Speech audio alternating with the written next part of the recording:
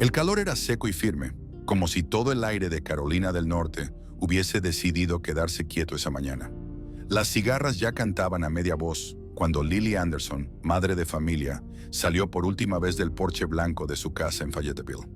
Era jueves, 8 de agosto de 2019, casi las 11 de la mañana. Vestía pantalones de lino gris, una blusa clara y gafas de sol redondas que cubrían medio rostro. En la mano llevaba un café que apenas probó. Antes de subir al auto, giró la cabeza y asintió levemente, como quien cierra un ciclo sin ruido. Conducía un Subaru Forester alquilado.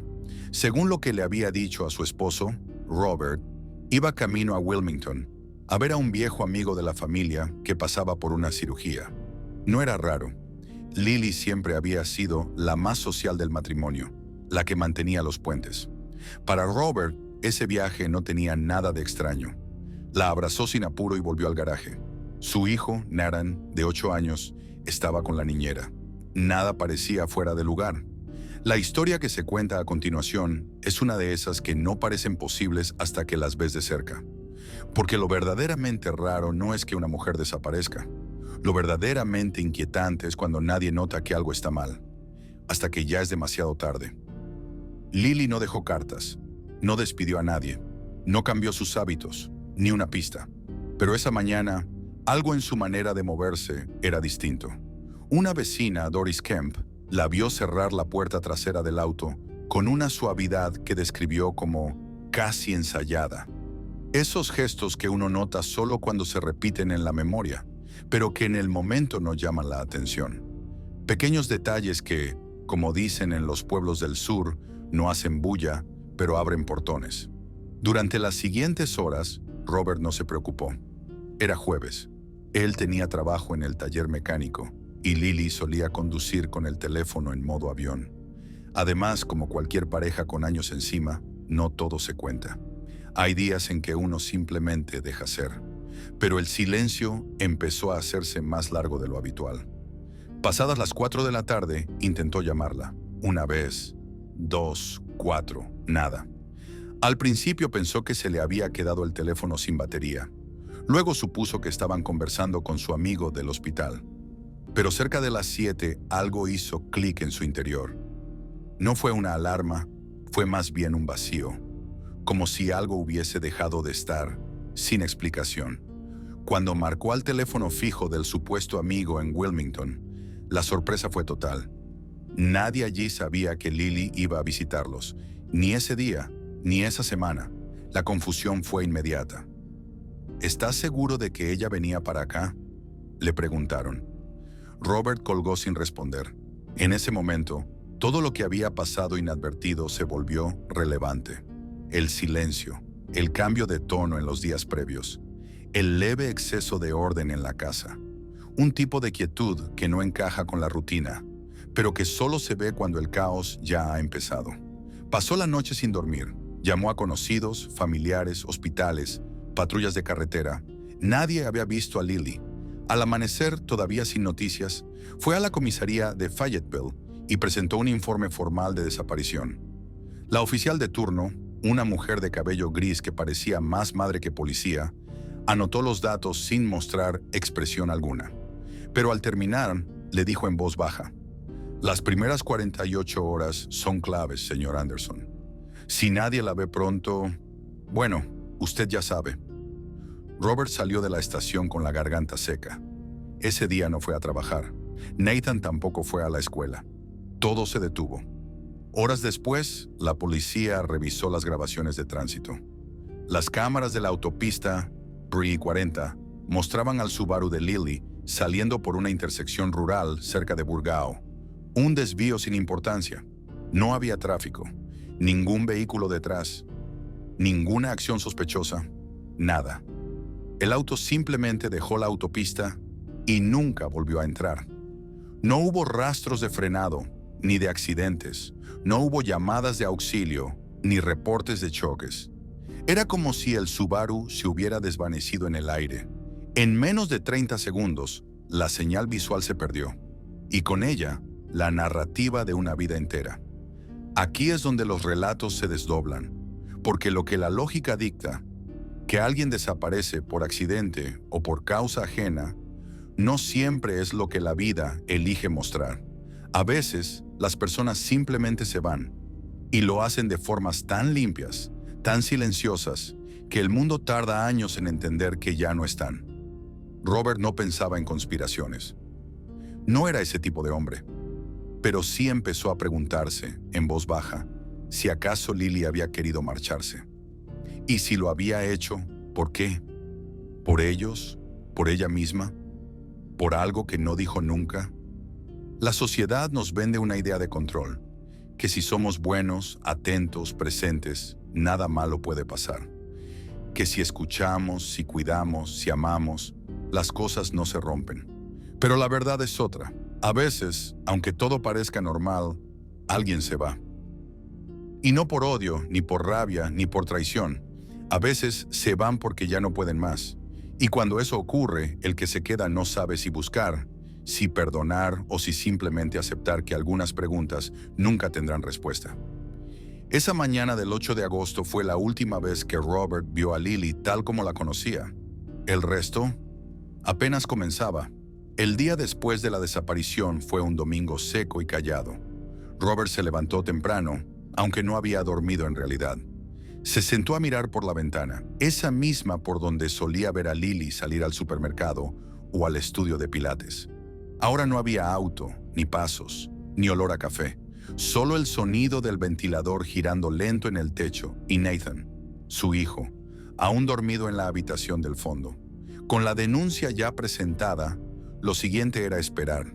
Esa palabra, esperar. A que alguien llamara, a que alguien viera algo, a que el teléfono sonara con cualquier cosa que no fuera silencio. Lo que Robert no sabía aún es que ese tipo de espera no es como las otras, no es pasiva, no es quieta, es una tortura disimulada bajo la rutina.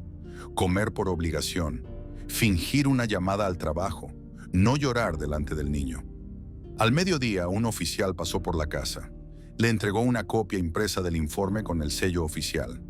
Robert lo recibió como quien recibe una multa, sin saber bien qué hacer con eso. Le explicaron que habían emitido una alerta regional y que las patrullas estarían atentas al número de matrícula del Subaru, que si alguien lo veía, llamarían de inmediato. Robert agradeció, aunque en realidad no entendió casi nada. Solo sabía que su esposa llevaba más de 24 horas sin dar señales. Lo que comenzó como una tarde común ya era una incertidumbre con nombre y número de expediente. Ese domingo no cocinó, ni habló mucho. Nathan preguntó por su madre y Robert solo respondió: «Está de viaje, hijo. Volverá pronto». Una mentira piadosa que, curiosamente, era lo único que le salía con naturalidad. El lunes, en la oficina del sheriff, revisaron nuevas cámaras de seguridad. Una imagen de mala calidad, tomada por un dron de tráfico, mostraba al Subaru desviándose en una ruta rural, sin brusquedad, sin apuro, nada que indicara peligro. Era como si Lily simplemente hubiera decidido tomar un desvío improvisado. Esa fue la última imagen clara del vehículo. La policía revisó hospitales, moteles, zonas de descanso, incluso negocios abandonados. Pero el auto no estaba en ninguna parte. Tampoco su teléfono, que seguía apagado. Las tarjetas de crédito no habían sido usadas. No había mensajes nuevos en redes sociales. Todo apuntaba a un corte limpio, o a algo mucho peor. Los días siguientes fueron una mezcla de formalidad e impotencia. Robert fue citado 3 veces a la estación para actualizar la información. Le preguntaron por rutinas, por hábitos, por amistades, si ella tomaba medicación, si había tenido cambios de humor, si había hablado de marcharse. Preguntas frías pero necesarias, como si buscaran trazar una línea recta en una vida que ya era curva. Robert respondía con la calma de quien aún creía que todo era un malentendido, que tal vez ella se desorientó, que tal vez tuvo un colapso. No quería pensar lo peor. No quería que Nathan tuviera que cargar con esa sombra. Pero el miércoles en la mañana, un llamado cambió todo. Un equipo de mantenimiento del estado que limpiaba un sendero forestal cerca de un antiguo vivero encontró un vehículo quemado entre los árboles. El reporte fue claro: marca Subaru, modelo coincidente estructura calcinada casi por completo. El lugar estaba a unos 30 kilómetros del punto donde la cámara había captado el último rastro. La noticia llegó como un susurro, no como una alarma. Un agente llegó a la casa con la cara tensa y el sobre en la mano. Robert no entendía bien qué decía. Solo que habían encontrado un coche, que creían que podía ser el suyo, que tenían que hacer pruebas, que el lugar estaba acordonado. Esa noche, Robert durmió por primera vez en el sofá, con el televisor encendido y sin volumen. Nathan volvió a preguntar por su madre. Esta vez, Robert no dijo nada. El análisis de la escena llevó 2 días. Lo encontrado era difícil de identificar. Restos humanos gravemente quemados, piezas de ropa parcialmente calcinadas, una billetera fundida. Entre los fragmentos, documentos con el nombre de Lily, tarjetas bancarias, incluso una foto familiar, derretida por la mitad. No había huellas digitales recuperables, ni tejidos útiles para una autopsia. El tanque de gasolina no había explotado. Los forenses no encontraron señales de acelerantes, lo cual resultaba desconcertante. El fuego parecía haber empezado desde adentro, pero nadie sabía por qué. El informe preliminar hablaba de combustión accidental, una posibilidad técnica, aunque inusual. Las autoridades ordenaron pruebas de ADN, utilizando una muestra médica de un chequeo anual que Lily había tenido meses antes. El resultado llegó a los 3 días, coincidencia total. Los restos hallados pertenecían, según el informe oficial, a Lily Anderson. Robert escuchó el resultado con los ojos perdidos en una silla vacía. Su hijo estaba en la habitación contigua, viendo dibujos animados. No hubo llanto, solo un tipo de silencio que no tiene forma ni color. La ceremonia fúnebre fue rápida y cerrada. Apenas 10 personas, todos familiares cercanos. El ataúd sellado, como marcan los protocolos. Nadie vio el cuerpo. Nadie más que Robert supo lo que eso significaba realmente. Que lo que había comenzado como una desaparición absurda, ahora era una pérdida confirmada. O eso parecía. La vida a partir de ese momento se convirtió en una especie de rutina en pausa. Lo esencial seguía ocurriendo. Comidas, escuela, trabajo. Pero todo con un retraso emocional, como si los días pasaran 2 segundos más lento de lo normal. Y sin embargo, algo dentro de Robert no encajaba. No era negación, era duda. La ruta elegida, el desvío, el estado del coche. Todo parecía demasiado limpio, demasiado calculado. Pero en ese momento no compartió nada, ni siquiera con su terapeuta, porque había aprendido que, a veces, dudar en voz alta no trae respuestas, solo más preguntas. Y para algunas de ellas, aún no estaba listo. Enero de 2020 trajo consigo el frío y una necesidad silenciosa de cambio. Fayetteville, que hasta entonces había sido el escenario de cada recuerdo con Lily, se convirtió para Robert en una especie de museo congelado. Cada rincón de la casa, cada esquina del vecindario, tenía una voz distinta, como si la ciudad entera susurrara que ahí faltaba alguien. Su hijo Nathan ya no preguntaba por su madre, pero su mirada vacía y su risa cada vez más escasa eran evidencia suficiente de que la ausencia pesaba. La rutina se mantenía, sí, pero como una especie de simulacro de estabilidad. Fue entonces cuando Robert tomó una decisión que venía aplazando desde hacía meses. Empacó todo lo que necesitaban en 2 maletas grandes. Alquiló una camioneta y manejó hasta las afueras de Atlanta, en Georgia. No buscaba empezar de nuevo, porque eso no existe cuando hay un duelo abierto. Buscaba más bien una manera de dejar de repetir el mismo día una y otra vez. Allá encontró una pequeña casa de ladrillo cerca de un taller, donde un amigo de juventud le ofreció trabajo. Una nueva escuela para Nathan, nuevos horarios, otra luz entrando por la ventana. Pasaron meses sin novedades. Robert no tocó el dinero del seguro de vida que le depositaron. Lo dejó en una cuenta aparte, como si aceptarlo fuera aceptar que Lily realmente no volvería. El tiempo ayudó, pero no resolvió nada. Las preguntas seguían allí, agazapadas, esperando el momento exacto para volver a surgir. Y ese momento llegó. Fue en junio de 2022. Un antiguo compañero de universidad con quien Robert apenas hablaba desde hacía años Le envió un mensaje. Nada dramático, solo un enlace a una galería de fotos en una página de bodas. ¿No te parece conocida esta mujer?, decía la nota. Robert hizo clic sin pensar demasiado.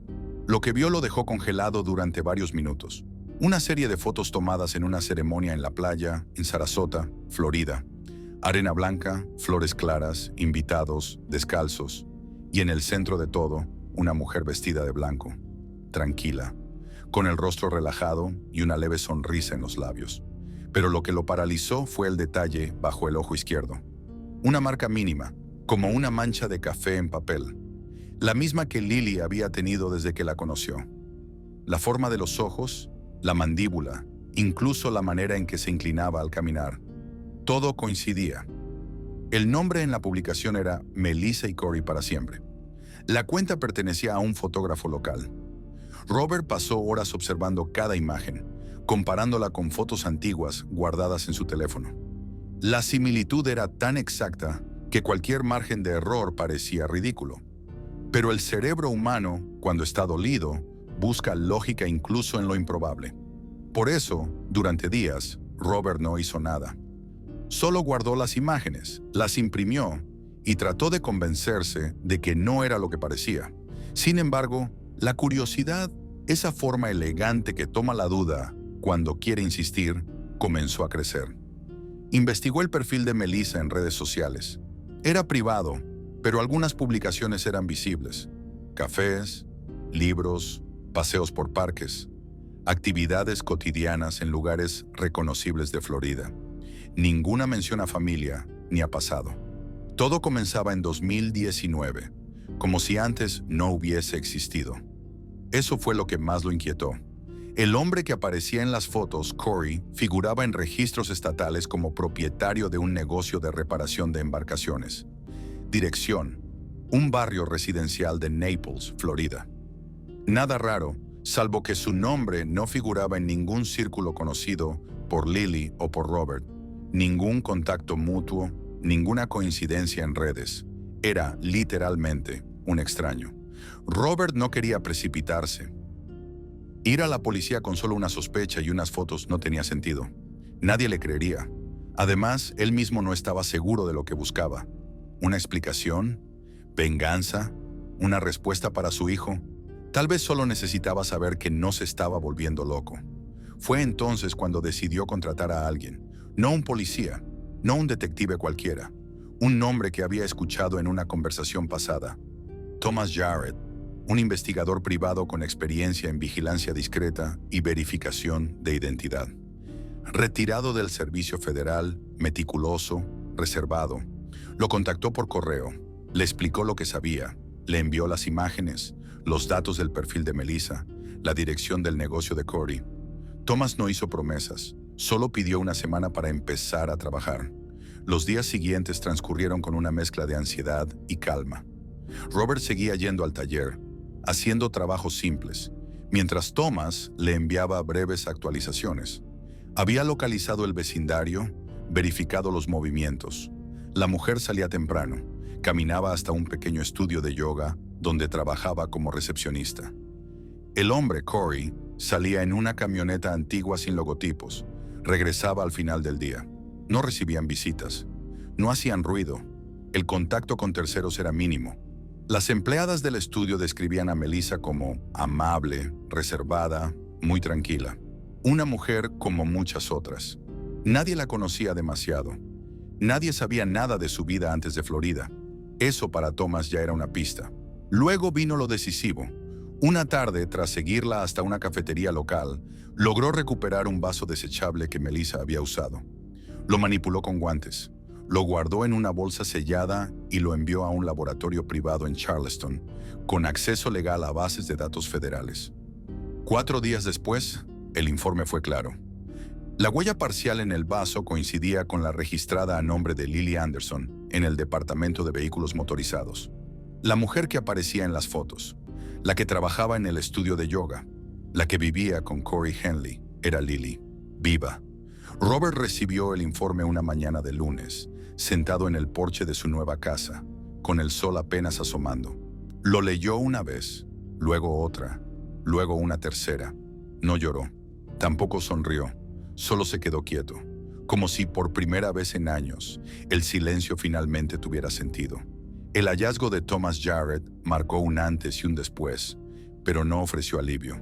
Para Robert, no se trataba de confirmar una corazonada, sino de aceptar que su esposa, la mujer a quien lloró, a quien enterró en un ataúd cerrado, seguía con vida bajo otro nombre, en otro estado, junto a otro hombre. El impacto fue difícil de describir. No cabía en el lenguaje cotidiano. No era rabia, ni tristeza, ni siquiera traición. Era otra cosa. Una mezcla agria de confusión y realidad cruda que dejaba sin palabras. Durante días, Robert no compartió la información con nadie. Guardó el informe, las fotos impresas, los archivos digitales, todo dentro de una carpeta azul que escondió en un cajón. Lo único que hacía era mirar a su hijo Nathan con una mezcla de ternura y culpa, preguntándose si algún día sería capaz de contarle que su madre nunca murió, que estaba viva todo ese tiempo, que eligió no volver. Thomas, por su parte, continuó con la vigilancia. Ahora ya no se trataba de confirmar identidad, sino de entender el contexto. ¿Quién era exactamente Corey Henley? ¿De dónde venía? ¿Qué sabía? ¿Y cómo había llegado a formar parte de una vida que se construyó sobre una mentira?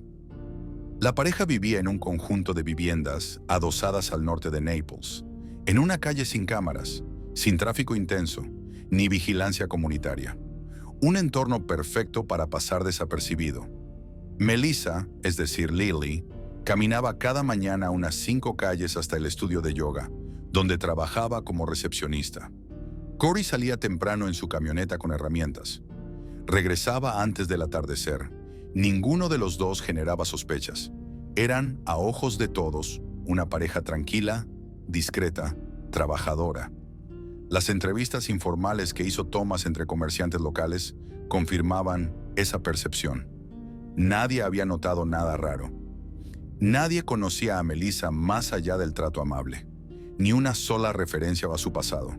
Ninguna mención de hijos, ninguna foto familiar. Una semana después de la confirmación por huellas, Thomas consiguió un contacto dentro de una oficina estatal que accedió, de manera confidencial, a revisar la documentación de Melissa Gray. Lo que encontró no fue sorprendente, pero sí contundente. El número de seguridad social pertenecía a una persona fallecida en 2008.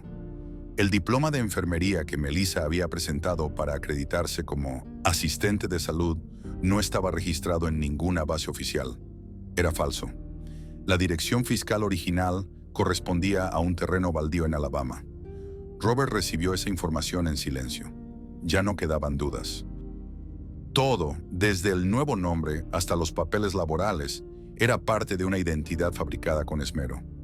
Una vida construida para ocultar otra. La pregunta entonces cambió. Ya no era ¿está viva?, sino ¿cómo lo logró?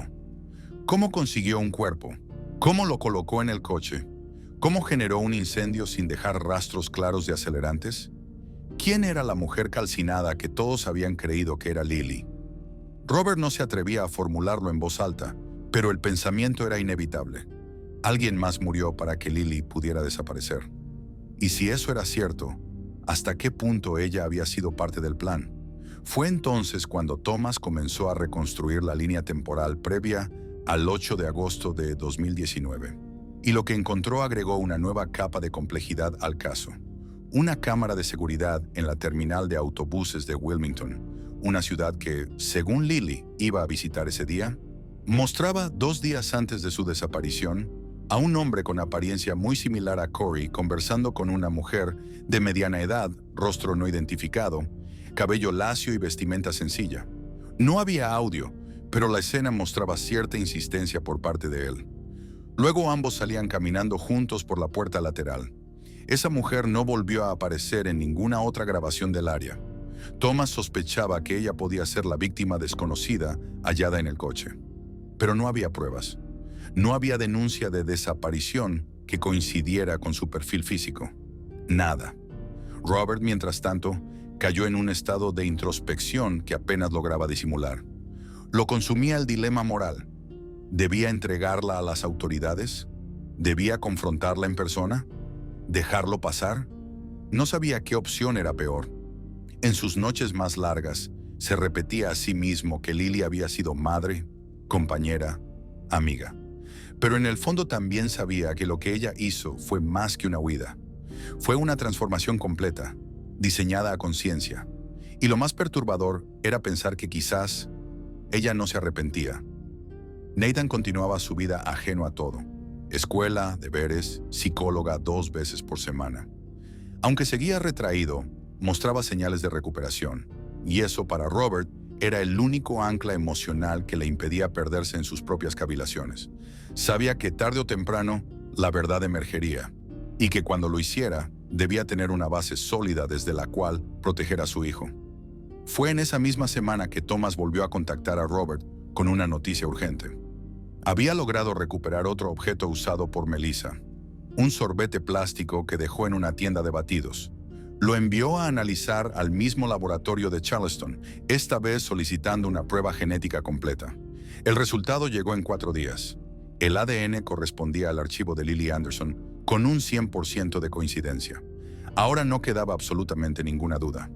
Melissa Gray, la mujer que trabajaba en el estudio de yoga, que vivía con Corey Henley, que caminaba cada mañana como si todo estuviera en orden, era Lily, viva, documentada y fingiendo ser otra persona. Robert ya no sentía sorpresa, sentía una obligación. Con todas las pruebas reunidas, huellas, ADN, imágenes, registros cruzados, preparó una carpeta y la entregó personalmente al Departamento de Cumplimiento de la Ley de Carolina del Norte. No pidió explicaciones, ni se presentó como víctima. Solo dijo: esto necesita investigarse. La carpeta fue aceptada. Se abrió un expediente interno. Y aunque los agentes no dieron muchos detalles, una cosa quedó clara. El caso volvía a abrirse. Esta vez no como desaparición, sino como un posible delito. El informe entregado por Robert activó una cadena de procesos internos en silencio. No hubo conferencias ni patrullas a la vista, pero el caso fue marcado como prioridad nivel 2 dentro del Departamento de Cumplimiento de la Ley de Carolina del Norte.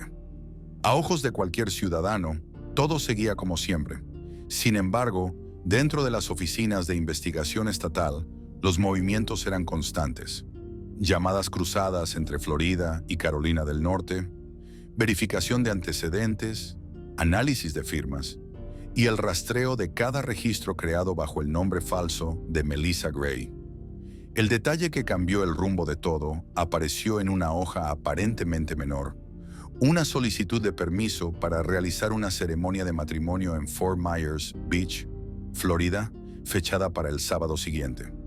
Los nombres en el formulario eran Corey Henley y Melissa Gray. La dirección del contacto coincidía con la vivienda vigilada por Thomas Jarrett.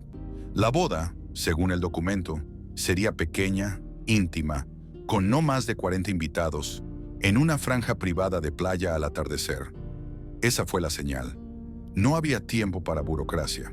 La Fiscalía Estatal aprobó la formación de una unidad conjunta de intervención compuesta por agentes de Carolina del Norte, oficiales del sheriff local y 2 inspectores federales que actuarían como observadores. El objetivo era claro: intervenir la ceremonia sin generar caos, detener a los implicados sin provocar alarma entre los invitados. Durante los 3 días previos, el equipo estudió el terreno, los accesos, la disposición de sillas y carpas en el lugar reservado por la pareja. Se ensayó el momento exacto de entrada, los ángulos desde donde ingresarían los agentes y la ubicación de posibles salidas secundarias. No había margen para errores. La prioridad era garantizar la seguridad de los asistentes sin alertar a los protagonistas antes del punto clave. El sábado llegó con un clima perfecto. El mar estaba calmo. La brisa apenas movía las cortinas de tela blanca que decoraban el pasillo central. Una pequeña tarima de madera se alzaba al borde de la arena, donde un oficiante esperaba con su carpeta en mano. A un lado, un cuarteto de cuerdas afinaba discretamente. Del otro, una mesa con copas y refrescos. La estética era sobria pero cuidada. Los invitados comenzaron a llegar en sandalias, vestidos livianos y ropa clara. Todos sonreían. Nadie imaginaba lo que iba a ocurrir. A las 17:22, Corey Henley apareció en escena. Camisa blanca sin botones cerrados, pantalón arena, barba prolija. Caminó con naturalidad hasta el altar improvisado y saludó al oficiante. 4 minutos después, Melissa Gray hizo su entrada por el pasillo central. Sola, sencilla. Un vestido recto sin mangas, el cabello recogido con una flor blanca. Caminaba con tranquilidad, como si el mundo entero la mirara sin sospecha. Como si nada de lo que había hecho antes de ese día pudiera alcanzarla. Cuando llegó frente a Corey, el oficiante les pidió tomarse de las manos. Comenzó la lectura de los votos. Melissa, Lily, mantenía la mirada fija en él, con una expresión serena, casi ensayada. Entonces, a las 17:26, ocurrió lo planeado. Una figura vestida de civil avanzó desde el costado derecho de la playa. Luego otra, y otra más. Finalmente, 2 agentes uniformados se acercaron por el sendero lateral. Nadie gritó. No hubo carreras. Todo fue sincronizado. Uno de los oficiales, con voz firme y neutra, pronunció las palabras que congelaron el aire. Lily Anderson. La mujer giró lentamente. No hubo sorpresa visible. No intentó hablar. Tampoco trató de huir. Simplemente bajó las manos, soltó el ramo y adoptó una postura neutra. Corey alcanzó a dar un paso hacia ella, pero fue detenido verbalmente por un agente que levantó una mano sin tocarlo. Los invitados, confundidos, comenzaron a murmurar. Algunos sacaron sus teléfonos, pero fueron rápidamente instruidos a guardar silencio. Se pidió que nadie abandonara el lugar hasta recibir instrucciones. En 90 segundos, todo estaba bajo control. Los agentes escoltaron a Lily y Corey en direcciones separadas, sin esposas visibles, sin violencia. Ambos subieron a vehículos sin distintivos estacionados detrás de una cerca vegetal. Los oficiales restantes explicaron a los presentes que se trataba de un procedimiento legal vinculado a una identidad pendiente de verificación. Nada más. Las autoridades cerraron el área en menos de 10 minutos. Algunos invitados lloraban, otros pedían explicaciones que nadie ofrecía. El fotógrafo, sin entender del todo, guardó sus equipos. La música dejó de sonar. El mar seguía allí, moviéndose igual. Pero la ceremonia ya no tenía sentido. Lily fue trasladada a una dependencia federal en Condado de Lee. Allí, en una sala sin ventanas, comenzó el interrogatorio formal. Los agentes le ofrecieron agua, tiempo, espacio, pero no hizo falta. En menos de 1 hora, ella habló. Confirmó su identidad real. Confirmó que había fingido su muerte. Confirmó que sabía que estaba violando la ley. Lo dijo sin arrogancia, pero también sin remordimiento, como si hubiera aceptado desde el principio que este momento llegaría tarde o temprano. Explicó que durante meses antes de su desaparición había sentido una presión emocional creciente, problemas financieros, tensión matrimonial, miedo a perder la custodia de su hijo. No habló mal de Robert, solo dijo que sentía que se ahogaba, que ya no podía más. Dijo que el plan de desaparición fue ideado junto con Corey, a quien conoció 1 año antes en un foro sobre reinicios personales en línea, que él le ofreció ayuda para crear una nueva identidad, que todo lo hizo por voluntad propia, que nadie la obligó. Y luego soltó lo que nadie esperaba, que el cuerpo hallado en el Subaru calcinado no fue provisto por ella, que no sabía quién era la mujer encontrada en el coche, que Corey había gestionado ese detalle por su cuenta, que cuando ella se fue del estado, solo dejó su ropa, algunos objetos personales y un plan pactado. La declaración fue recibida con cautela. El testimonio fue grabado, y en cuestión de horas se solicitó una revisión completa de la evidencia forense de 2019. La sorpresa llegó al día siguiente. El análisis actualizado reveló que los restos en el coche no pertenecían a Lily Anderson. El perfil genético no coincidía, nunca lo hizo. El error había sido cometido por la interpretación inicial, en base a documentos parcialmente quemados y una muestra médica mal archivada. La mujer calcinada en el Subaru era otra, una sin nombre, una sin denuncia, una sin historia conocida. Y con eso, el caso cambió de categoría. Ya no se trataba de fraude, ahora era una muerte no esclarecida. Con la confirmación forense de que los restos encontrados en el Subaru no pertenecían a Lily Anderson, la investigación dio un giro irreversible. El caso, archivado durante casi 3 años como una muerte accidental, ahora pasaba a ser oficialmente una muerte no esclarecida, con todos los procedimientos judiciales que eso implicaba. La identidad de la mujer fallecida seguía sin conocerse. En los registros internos la etiquetaron como Jane Doe 928, y desde ese momento su anonimato se convirtió en el centro de una tormenta legal, moral y mediática que nadie había previsto. Las autoridades forenses cruzaron la información genética con todas las bases de personas desaparecidas en los últimos 10 años. No hubo coincidencias. Se descartaron casos en más de 12 estados. El análisis físico indicaba que la mujer tenía entre 30 y 45 años, sin signos visibles de trauma previo al incendio, pero debido al daño térmico, era imposible establecer causa de muerte con certeza.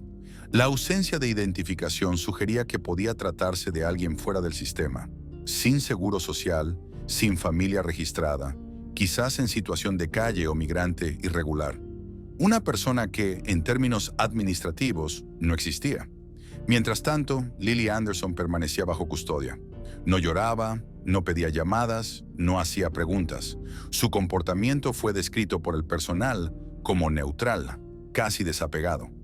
Cuando le informaron que los restos del coche no eran suyos, no reaccionó con sorpresa.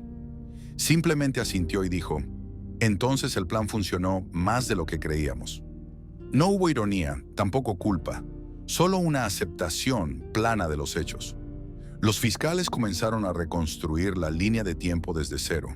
Cada movimiento, cada registro, cada imagen capturada antes, durante y después del 8 de agosto de 2019 fue analizado con precisión quirúrgica.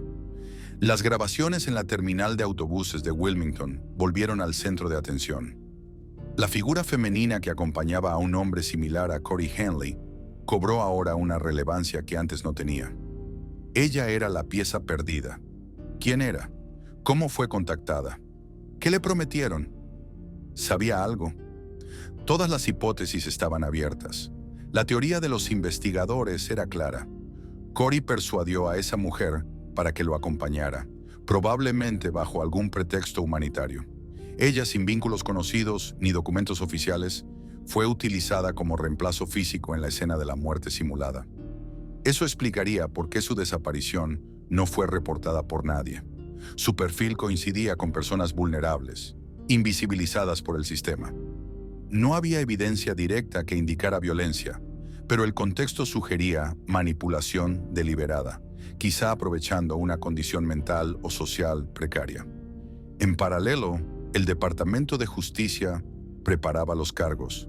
Lily Anderson fue acusada formalmente de fraude agravado, falsificación de identidad y complicidad en una muerte no esclarecida.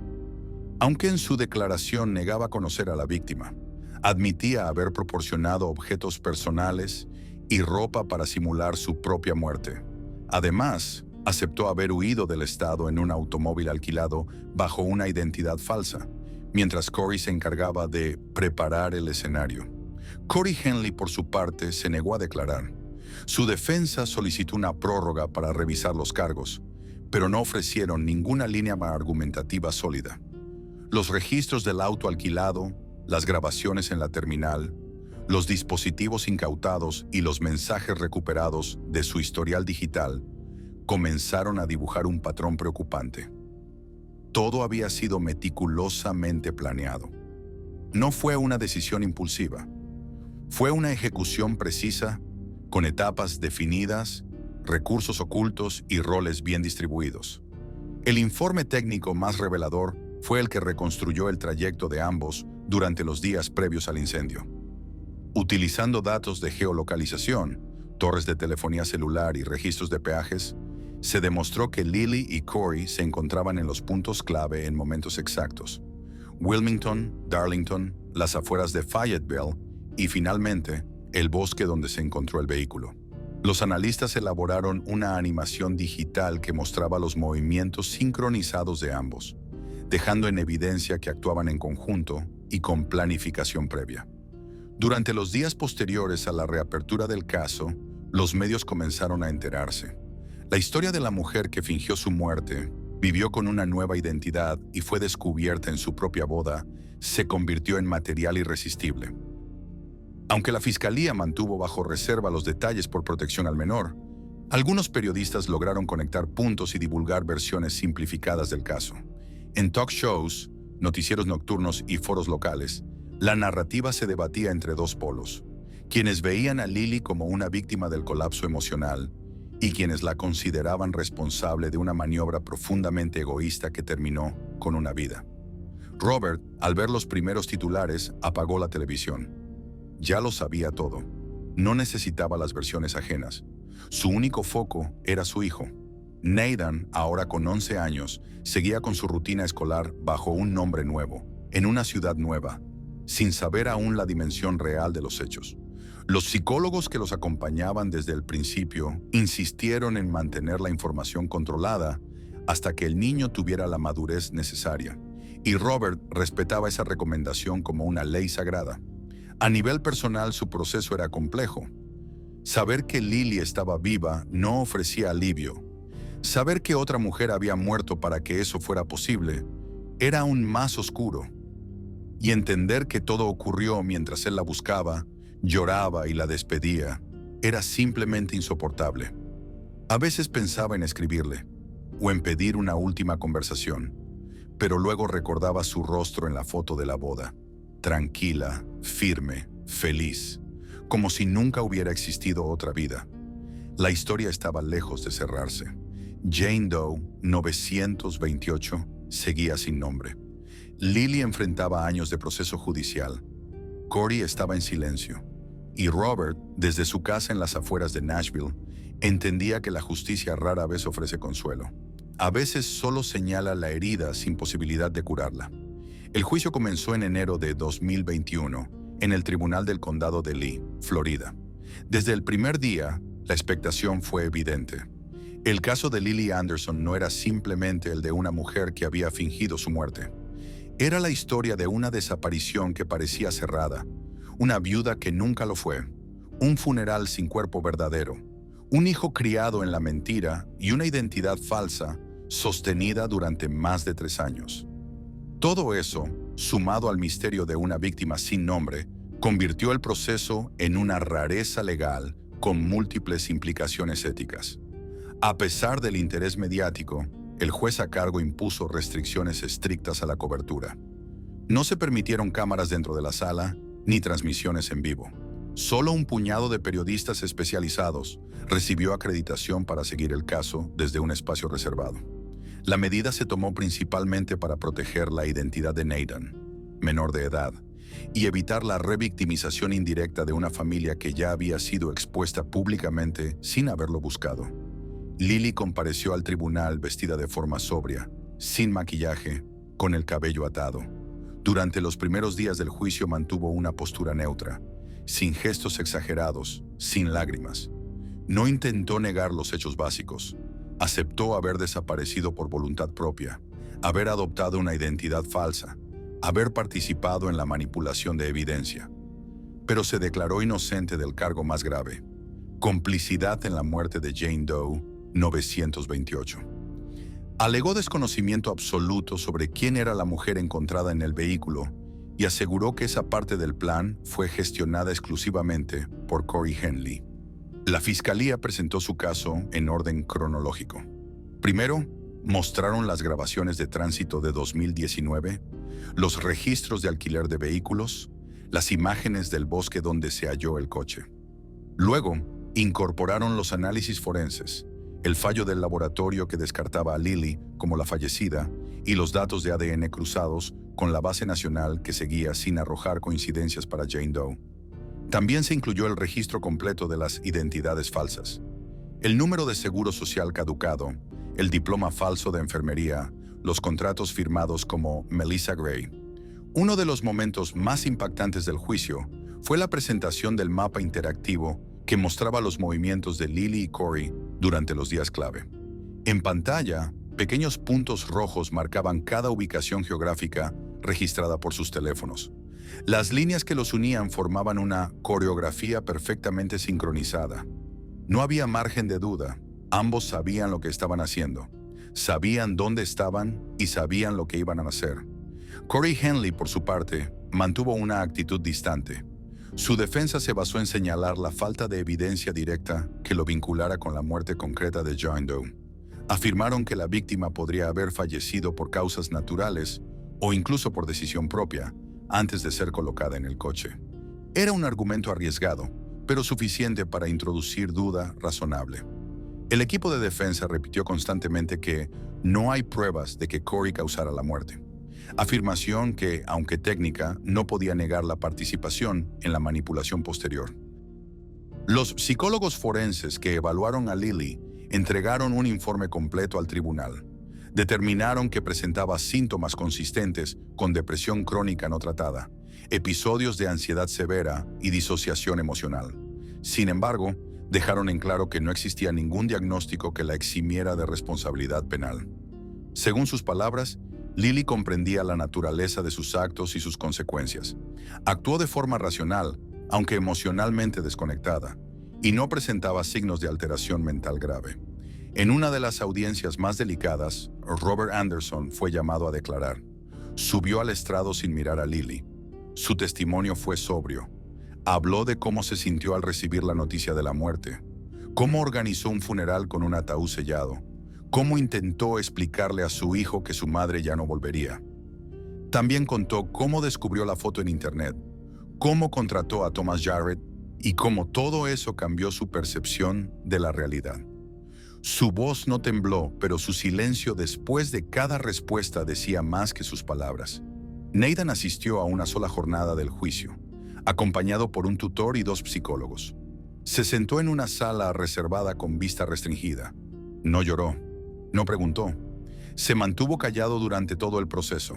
Según los informes entregados al tribunal, su estado emocional era estable, pero su evolución social seguía comprometida. Mostraba aislamiento, dificultades para establecer vínculos con compañeros y resistencia a participar en actividades grupales. Tras casi 4 semanas de testimonios, revisiones y argumentos cruzados, el jurado se retiró a deliberar.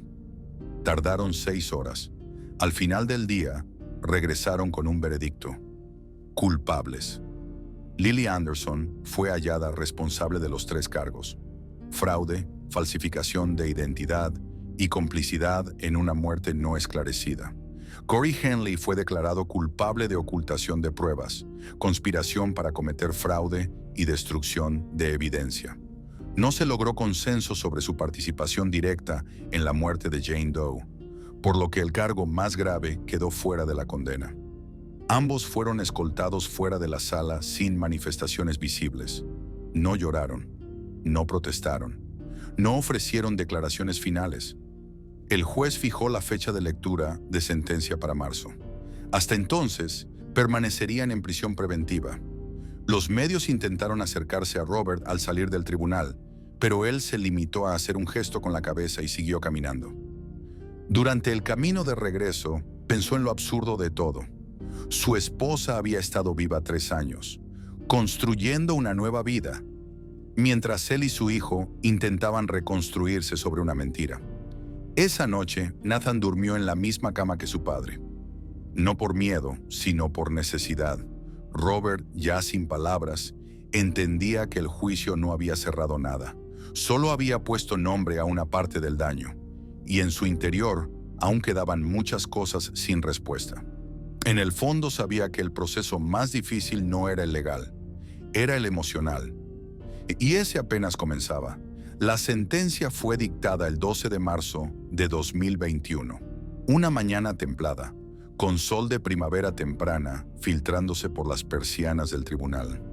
En la sala estaban los fiscales, los abogados defensores, algunos reporteros de justicia criminal acreditados y 3 figuras centrales: Lily Anderson, Corey Henley y el juez principal del condado. No hubo público general. Robert y Nathan no asistieron. El juez, con tono firme y pausado, repasó el caso desde su inicio. Habló de los daños colaterales, del alcance emocional, de la manipulación sistemática de los hechos y, especialmente, de la víctima sin nombre. La mujer calcinada cuyo cuerpo sirvió de ancla para una mentira prolongada. Su presencia invisible impregnaba cada palabra. En un momento, el juez se detuvo, miró directamente a Lily y dijo algo que no estaba en el papel. No se puede fingir estar muerta sin dejar muertos reales atrás. A veces el precio de desaparecer es alguien que nunca pidió ser parte de esa historia. Lily fue condenada a 25 años de prisión, sin posibilidad de libertad condicional. El juez valoró la extensión del engaño, el impacto en un menor de edad y la negativa de colaboración en las primeras etapas de la investigación. Corey Henley, tras aceptar entregar pruebas físicas y digitales, recibió 18 años por conspiración, ocultamiento de evidencia y fraude federal. El cargo de homicidio quedó fuera por falta de pruebas directas. Ambos fueron escoltados fuera del tribunal, sin esposas visibles, sin contacto entre ellos. Lily caminó con la cabeza erguida, sin lágrimas, pero con una rigidez que no había mostrado antes. Corey, por el contrario, parecía ausente, como quien acepta su destino sin digerirlo aún. Después del juicio, Robert solicitó la custodia exclusiva de Nathan bajo su nuevo apellido. También pidió la confidencialidad legal del menor, lo que fue concedido por el juez.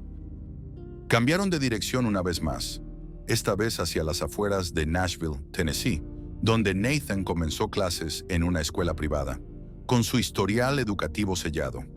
El niño, ahora con 12 años, mantenía una rutina estable, aunque reservada. Según los docentes, era brillante pero callado. Nadie en su entorno conocía su historia. Robert, por su parte, volvió al trabajo en un taller mecánico. No ofreció entrevistas. No aceptó propuestas de libros ni documentales. Su decisión fue clara: proteger a su hijo, mantener su vida fuera de todo relato público. Solo unos pocos allegados sabían lo vivido, y entre ellos nunca se hablaba de Lily. No porque la odiaran, sino porque ya no sabían quién había sido realmente. Sin embargo, en su escritorio, Robert guardaba una caja pequeña con cosas que nunca quiso tirar. Una foto familiar algo arrugada, un anillo de bodas que nunca se sacó durante los 3 años de desaparición y una captura de pantalla. Era la imagen de aquella boda en la playa, donde Lily, como Melissa, sonreía mientras el sol caía detrás de ella. No la miraba con rencor, no le hablaba, pero tampoco la borraba. En el fondo era su manera de aceptar que esa mujer había existido, aunque ya no supiera quién era. El caso de Jane Doe 928 permanecía abierto. La policía continuó intentando identificarla a través de bases de datos internacionales, reconstrucción facial digital y campañas de reconocimiento anónimas. Se descartaron más de 70 perfiles, pero ninguno coincidía. La hipótesis más aceptada era que se trataba de una mujer en situación de calle, quizás migrante, sin vínculos familiares registrados. Una vida entera perdida sin nombre. Una historia paralela que nadie alcanzó a contar. El expediente fue archivado bajo categoría especial, con posibilidad de reapertura indefinida. Y aunque ya no ocupaba titulares, en los pasillos de la fiscalía su nombre seguía marcado con marcador rojo. Jane Doe, prioridad humana. Pasaron 2 años. Nathan cumplió 14. Tenía una bicicleta azul, un gato que rescató en invierno, y un cuaderno donde escribía pequeñas historias de ciencia ficción. Una tarde, mientras Robert arreglaba un motor en el taller, el adolescente entró, se sentó en el banco de herramientas y esperó a que su padre bajara el volumen del taladro. Sacó de su mochila una hoja doblada en 4. En ella había una lista. Robert la leyó en silencio. Decía: viajar a las montañas, aprender a tocar guitarra, hacer preguntas difíciles sin miedo, adoptar otro nombre, pero esta vez por mí. Cuando Robert levantó la mirada, Nathan ya estaba de pie. Sonrió y le dijo: quiero que me enseñes lo que sí queda, papá, no lo que se fue. Fue entonces, y solo entonces, que Robert sintió algo que no había sentido en años. No era alivio, ni esperanza, ni felicidad completa. Era algo más raro, una especie de agradecimiento hacia el dolor por haberle permitido llegar hasta ese momento. En ese instante entendió que no todas las historias necesitan cerrarse con respuestas. Algunas simplemente se salvan cuando alguien elige vivir sin buscar venganza, y que a veces, solo a veces, el final no está en el castigo, sino en una nueva lista escrita a mano, y en un hijo que decide volver a soñar. This content is a work of fiction and art designed for entertainment and educational purposes. Any similarities to real individuals or events are purely coincidental. Certain scenes and dialogues in the video are dramatized and contain elements of grotesque, satire, and exaggeration. The creator firmly opposes discrimination, violence, and hatred. This channel adheres to YouTube's guidelines and respects copyright laws.